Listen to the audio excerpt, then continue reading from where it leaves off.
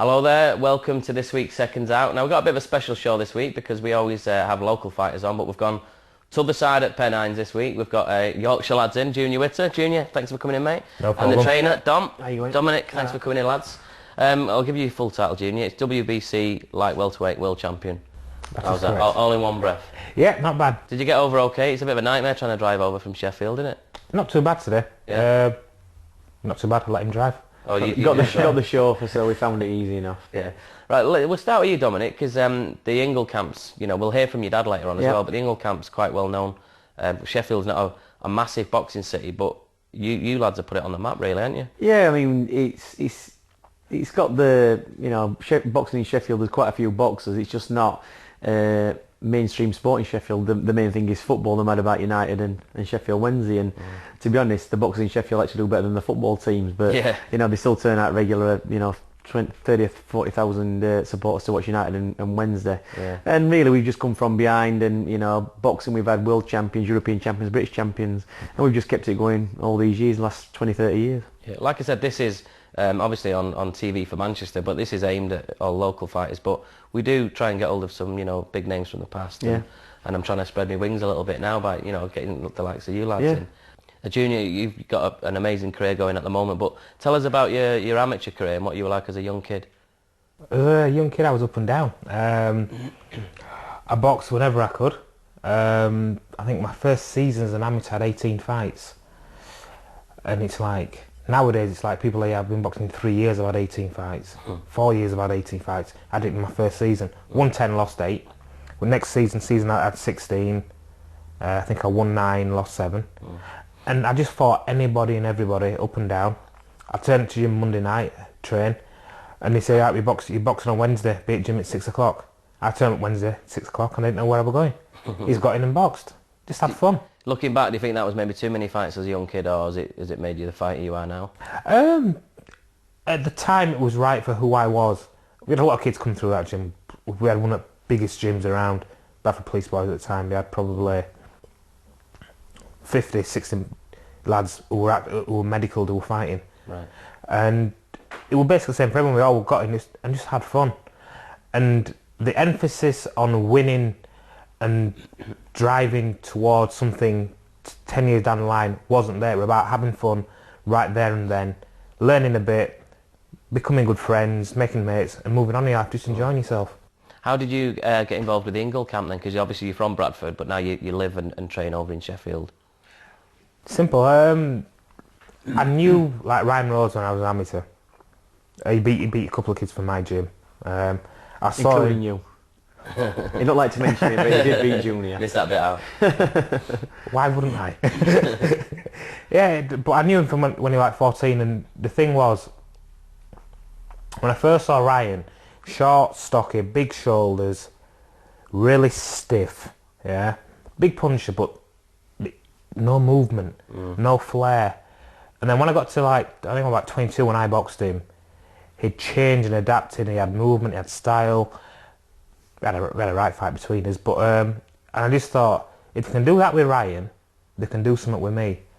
So I wanted to go there. I knew the likes of Bomber Graham. I mean, I had seen Johnny, didn't particularly think much of him at that point, but and I just thought, it's a place I want to be. And my amateur trainer, Alec Allen, turned around and said to me, there's a lot of sharks in the business as a pro. He said, if you want to go somewhere, go to Brendan's. He'll treat you right, and he'll tell you when it's time to pack up. Yeah. And went down there and I fit in, and it's just been brilliant since. And you're glad to have him, I take it, Dominic? Yeah, I mean, when Junior came in, I walked in one day and I just saw him doing his footwork, and we a flash pair of tracksuit bottoms on, all multicoloured, and I just thought, who's this guy? I've never seen him before. And he never said a word, just got on with his training and just blended in and, did as he was told. Yeah. And you could see him, he'd be doing his footwork, but he'd be looking up at the ring, where you'd see Nazim Mamid, Brian Rhodes, Johnny Nelson Allspore, and he'd just be taking it all in for a couple of weeks before he actually got in, weighing it all up.